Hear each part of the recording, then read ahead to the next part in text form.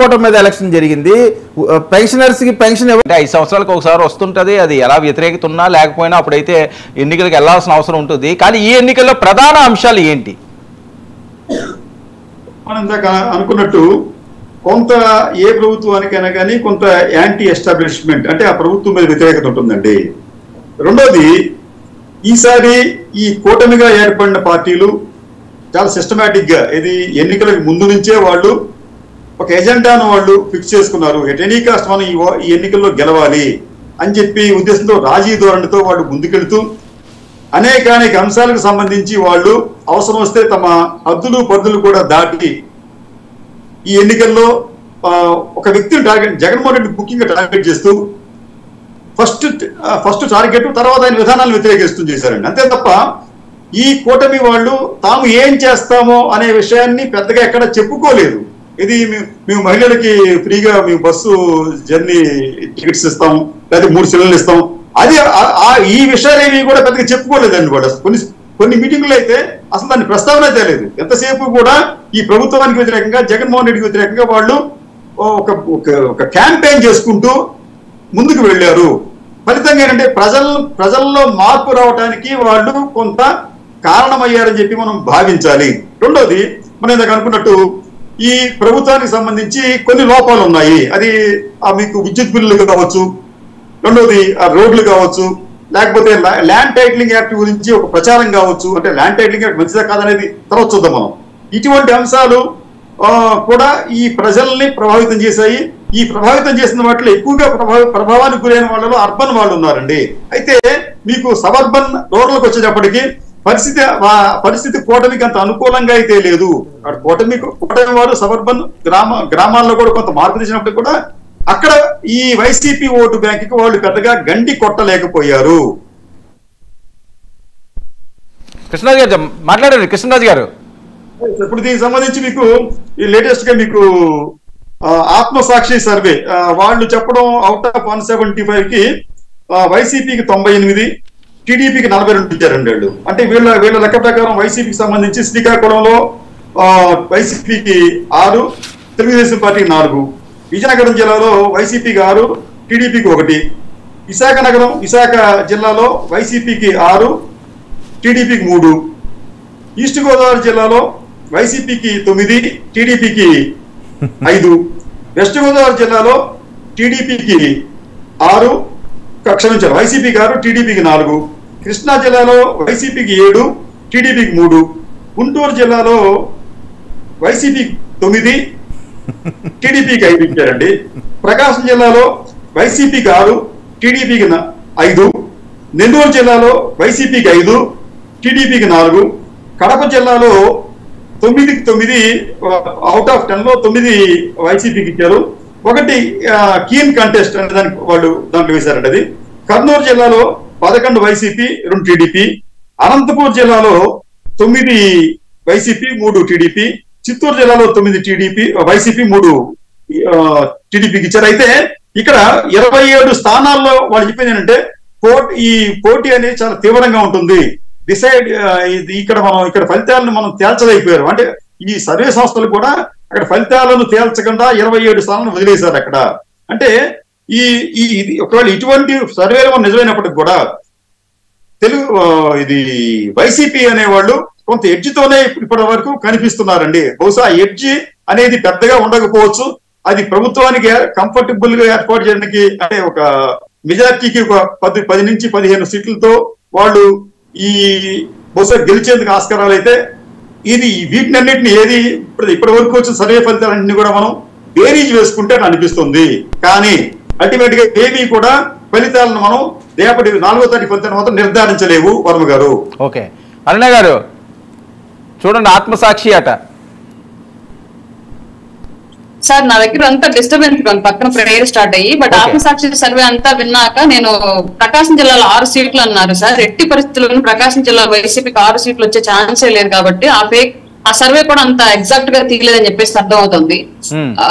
అందువల్ల నేను దీన్ని కూడా అంత ట్రస్టబుల్ గా నేను అనుకోవట్లేదు. ప్రకాశం జిల్లా ఎట్టి పరిస్థితులు 3కి మించి వైసీపీ ఫిక్స్ చేసుకోండి మీరు కావాలంటే, రిజల్ట్స్ వచ్చిన తర్వాత 3 గ్రేట్. ఓకే. సో మిగతా ప్రాంతాలు అయితే కడప అయితే స్వీప్ అట, ఒక్క సీటు కూడా రాదు రాయలసీమ ప్రాంతాల్లో, మొత్తం అంతా వాళ్ళ వైపు హెడ్జ్ ఉన్నదని వాళ్ళు చెప్తున్నది. మేబీ ఆ విషయం గురించి నేను పర్టికులర్ గా చెప్పలేను సార్, ఎందుకంటే అక్కడ పీపుల్స్ పల్స్ ఏంటి అనేది నాకు తెలియదు కాబట్టి నేను దాని గురించి అంత ఎగ్జాక్ట్ గా చెప్పలేను. మేబీ రాయలసీమ కొంచెం వైసీపీకి ఎడ్జ్ ఉంటుంది కాబట్టి నిజం అయితే అవ్వచ్చేమో చెప్పలేను, కానీ అక్కడ కూడా 4 సీట్స్ డామ్ షూర్ టీడీపీకి గెలిసే ఉన్నాయి మాకు తెలిసినంత వరకు. మరి వీళ్ళు 1 సీట్ అని చెప్తున్నారు, ఎంతవరకు కరెక్ట్ నాకు తెలియదు. సో ఓకే, మీకు తెలిసింది ఒంగోలు ప్రాంతం లేకపోతే రాయలసీమలో మీరు విన్నది, కానీ ముఖ్యంగా ఉభయ గోదావరి జిల్లాల్లో కూడా వైసీపీయే హవా అంటున్నారు మీ నాయకులు. సమస్య లేదు, గోదావరి జిల్లాలో వైసీపీ ఎడ్జ్ తీసుకునే ఛాన్సెస్ ఉండవు. క్లియర్ గా ప్రతి సీటు విత్ మెజారిటీతో సహా అక్కడ ఎక్కడికక్కడ సర్వేలు వచ్చేసాయి మాకు క్లియర్ గా, person to person.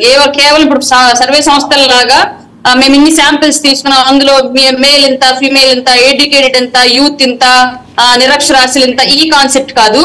Door to door, person to person Godavari జిల్లాలో అండ్ విశాఖ జిల్లా మొత్తం కూడా మా దగ్గర మొత్తం ఓటర్ పల్స్ అనేది ఉంది క్లియర్ గా. కాబట్టి అక్కడ ఎట్టి పరిస్థితులను వైసీపీ మెజారిటీ తీసుకోవట్లేదు.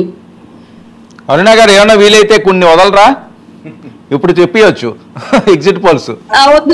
లేదు సార్, అప్పుడు నాకు రేపు ఎల్లుండి పార్టీ ఆఫీస్ నుంచి వదులుతారు నా మీద, సో అట్లాంటి ధైర్యం నేను చేయలేను ఇక్కడ. ఏంటి పార్టీ ఆఫీస్ వాళ్ళు ముందుగా రిలీజ్ చేస్తారా ఇది ఎక్కడెక్కడ గెలపోతుంది? మాకు సర్వే చేయించారండి, పర్సన్ టు పర్సన్ ఒక 5 డిస్ట్రిక్ట్స్ క్లియర్ గా పర్సన్ టు పర్సన్ సర్వే చేయించారు మా పార్టీ సైడ్ నుంచి. ఓకే, 5 జిల్లాలు కూడా పొత్తు పార్టీకే ఉందా ఎర్జు? పర్సన్, అవును సార్. శేఖర్ రెడ్డి వింటున్నారా? బ్రహ్మాండంగా వింటున్నా అండి. కాకపోతే నేను ఇంతకు ముందు సర్వేలు చేసినటువంటి నాకు ఉన్నటువంటి అనుభవం, నేను గ్రౌండ్ లెవెల్లో వర్క్ చేశాను. గ్రౌండ్ లెవెల్లో కూడా దాదాపుగా 6 నెలల పాటు ఎలక్షన్స్ కోసం జనాల్లో తిరిగిన వ్యక్తిగా నేను చెప్తున్నాను. అవుట్ ఆఫ్ 74 గ్రేటర్ రాయలసీమలో 55 సీట్లు వైఎస్ఆర్ కాంగ్రెస్ పార్టీ గెలవబోతుంది. అవుట్ ఆఫ్ 34 ఏదైతే ఉత్తరాంధ్ర ఉందో వాటిల్లో 20 సీట్లు వైఎస్ఆర్ కాంగ్రెస్ పార్టీ గెలవబోతుంది. మినిమం సీట్స్ నేను చెప్పిందండి. సో ఇక్కడే 74 అయ్యాయి. ఇక మ్యాజిక్ ఫిగర్ కి మాకు కావాల్సిన 12, 4 జిల్లాల్లో 12 సీట్లు వచ్చినా సరే వైఎస్ఆర్ కాంగ్రెస్ పార్టీ అధికారంలోకి రాబోతుంది. చిన్న పిల్లాన్ని అడిగినా సరే చెప్పేటువంటి సర్వే ఇది, చిన్న పిల్లాన్ని అడిగినా చెప్పేటువంటి సర్వే అండి. ఇక చెల్లెమ్మ చెప్పినట్టుగా ఒంగోలులో 2 నుంచి 3కి మించి వైఎస్ఆర్సీపీకి రావు అనే మాట మీద మాత్రం నేను బలంగా స్టిక్ అనే అన్నానండి. ఆ మాటను నేను ఖచ్చితంగా నోట్ చేసుకున్నాను. 4వ తారీఖు సాయంత్రం దయచేసి వర్మ గారు మీరు నా కోరిక మన్నించి మా చెల్లెమ్మని జనసేన పార్టీ తరఫున అధికార ప్రతినిధిగా చర్చా కార్యక్రమాలకి పిలవాలని చెప్పి, ఆ రోజు ఒంగోలులో వచ్చేటువంటి ఫలితాల మీద మా చెల్లెమ్మతో నేను చర్చించాలని చెప్పి మీ ద్వారా నేను కోరుకుంటున్నాను. దయచేసి 4వ తారీఖు సాయంత్రం ఎన్నికల ఫలితాల తర్వాత నేను వస్తాను. ఒంగోలులో 2 నుంచి 3కి నుంచి వైసీపీకి రావు అన్న మాట మీద ఖచ్చితంగా చర్చ చేద్దామని చెప్పేసి నేను కోరుకుంటున్నాను. సర్లేండి, ఏదో చెల్లెమ్మ అని అన్నిసార్లు అన్నారు, వదిలేయచ్చు కదా చెల్లెమ్మను, ఇప్పుడు చర్చ ఎందుకు? చెల్లెమ్మ కాబట్టే చర్చించాలన్నారు.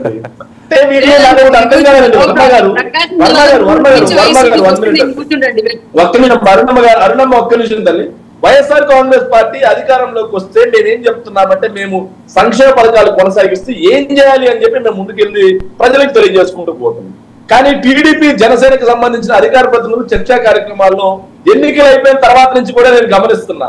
వాళ్ళు ఏం చెప్తున్నారంటే, వైఎస్ఆర్సీపీ వాళ్ళని రాష్ట్రం నుంచి తరిమి కొడతాం, ఏ కలుగుల్లో దాక్కోవాలో వెతుక్కోవాలి, వాళ్ళని రాష్ట్రంలోనే ఉండనివ్వం, రోడ్ల మీదకి లాగి లేదు. మీరు ప్రతి దాంట్లో కూడా అబద్ధాలు వెంటాడుతున్నారు శేఖర్ రెడ్డి గారు. మీరు ఎప్పుడు కూడా ఆ విషయాలు చెప్పలేదు. మా రాజకీయం, మా ప్రభుత్వం, మా పరిపాలన మొత్తం కూడా ప్రజలకి ఏం మంచి చేయాలనే దాని మీదే మా ఎన్నికల సంగ్రామం అయిన తర్వాత ప్రజాపాలన పైన మేము దృష్టి పెడతాం తప్ప మీలాగా వెంజన్ పాలిటిక్స్ కి మేము ముందుకు రాము. ఏం నడుస్తుంది? రాష్ట్రం నుంచి తరిమి కొడతారా? రాష్ట్రం నుంచి ఎవరిని తరిమి కొట్టాలో ప్రజలకు తరిమి కొట్టడాలు, విధ్వంసాలు, వైసీపీ బ్రాండ్ అంబాసిడర్లు మనకు అందరికీ తెలుసు. గతంలో మనం ఏం చేసాం, మనం ఏ ప్రజావేదికలు అయితే మీటింగ్ పెట్టుకున్నామో అదే ప్రజావేదికని కూల్చేసినటువంటి ముఖ్యమంత్రి గారు. అందుకని మీరు విధ్వంసానికి విధ్వంసానికి విషపూరితమైనటువంటి vengeance politics care of address YSR Congress party. మేము ఖచ్చితంగా చెప్తా ఉన్నాం. ఇందాక ఆత్మసాక్షి సర్వే గురించి చెప్తా ఉన్నారు, దానికి ఆత్మ లేదు, సాక్షి లేదు. ఆరోపణలు చేసేశారు. అయినా సరే ప్రజా తీర్పు వైఎస్ఆర్సీపీ వైపు ఉంది అనడానికి నిదర్శనమే ఈ ఎగ్జిట్ పోల్స్ వాటికి నిదర్శనం. 4వ తారీఖు దయచేసి ఎవరు కూడా మోహన్ చెల్లలేదు కాబట్టి రాలేదు అనే మాటలు మాట్లాడుకున్నా అందరూ రావాలని ఆత్మ మీకు ఒక విషయం చెప్తామండి, మేము ఖచ్చితంగా ఉంటాము. మీరు అంత భయపడాల్సిన పని లేదు, అంత బాధపడాల్సిన పని లేదు. ఖచ్చితంగా విజయ దరహాసంతో కూర్చుంటాం. 99 ఛానల్లో విజయ దరహాసంతో కూర్చుంటాం. మీలాగా విద్వేషం పుడుతున్నటువంటి రాజకీయాల్లో మేము ముందు ఉండవు. ప్రజలకి మీరు ఏదైతే మీరు తప్పులు చేశారో, ఏదైతే విద్యార్థులకి చదువుకునే స్కాలర్షిప్ సంబంధించి మీరు ఏ తప్పులు చేశారో ఆ తప్పులు సరిదిద్దుతాం. రాష్ట్రాన్ని అధోగతి పాలు చేశారు, ఆ రాష్ట్రాన్ని మళ్ళీ గాలిలో పెడతాం. అప్పులు ఆంధ్రప్రదేశ్ గా మీరు చేసినటువంటి ఆంధ్రప్రదేశ్ ని తిరిగి అభివృద్ధి ఆంధ్రప్రదేశ్ గా మేము తీసుకెళ్లబోతా ఉన్నాం. వర్మ గారు దయచేసి అతను ఆపండి, నా టైం కిల్ చేయొద్దని చెప్పండి. అతను టర్మ్ వచ్చినప్పుడు అతను మాట్లాడుకోమని చెప్పండి. సార్ చెప్పాల్సిన ఎన్ని చెప్పారు ఎన్నికలకు ముందు, ఎన్నికలు అయిపోయాయి, ఇంకా అదే పాట. మీరు చెప్పిన పాట చెప్తున్నా నేను. మీరు ఏమన్నారు, మేము మా ప్రభుత్వం వస్తే మిమ్మల్ని ఏదో రాష్ట్రం నుంచి వెళ్ళగొడతామంటున్నారు అంటున్నారు. అది పచ్చి అబద్ధం. మేము మా దృష్టి అంతా కూడా ఆంధ్రప్రదేశ్ ప్రజలకి మంచి చేయటం మీద మాత్రమే ఉంటది. జనసేన గాని, తెలుగుదేశం గాని, బీజేపీ గాని కలిసి పోటీ చేసిన అంటేనే ఆంధ్ర రాష్ట్ర అభివృద్ధి కోసం. ఇప్పటి వరకు చర్చ బాగా జరిగింది, చర్చను అర్థవంతంగా సాగుతుంది. చర్చను డిస్టర్బ్ చేసే సాంప్రదాయం. మీరు అబద్ధాలు చెప్తున్నారు కాబట్టి ఇంటర్వ్యూ రావాల్సి వస్తుందండి. దయచేసి మీరు ఆగండి. మీరు అబద్ధాలు చెప్తున్నారు కదా. విజయ్ మీరు ఆగండి, ఒక్క నిమిషం అండి. ఎస్ వర్మ గారు, నేను క్లియర్ గా కేటగారికల్ గా చెప్తున్నా, ఎన్నికలకు ముందు చేయాల్సిన దుష్ప్రచారాలు ఎన్ని చేశారు. ఆల్రెడీ ఎన్నికలు అయిపోయాయి. వాళ్ళ ప్రజా తీర్పుని ఈవీఎంలలో నిక్షిప్తమైంది. ఇప్పుడు కూడా అదే మాట. అప్పుడప్పుడన్నా బోర్ కొట్టరా? ప్రజలు ఆల్రెడీ వైఎస్ఆర్ కాంగ్రెస్ పార్టీ వైపు ఉన్నారు అని చెప్పేసి డిసైడ్ అయి ఉన్నారని ఇన్ని ఎగ్జిట్ పోల్ సర్వే సంస్థలు చెప్తున్నా. ఇంకా ఎగ్జాక్ట్ రిజల్ట్స్ సమాధి కాబోతున్నాయి. 4వ తారీఖున సమాధి మోగించబోతా ఉంది ఎన్డీఏ కూటమి. వైఎస్ఆర్ కాంగ్రెస్ పార్టీ తరఫున మేము ఏం కోరుకున్నామంటే, మేము మీలాగా ప్రతిపక్షాన్ని తరిమి కొట్టే పద్ధతి కాదు, మీలాగా రోడ్ల మీదకి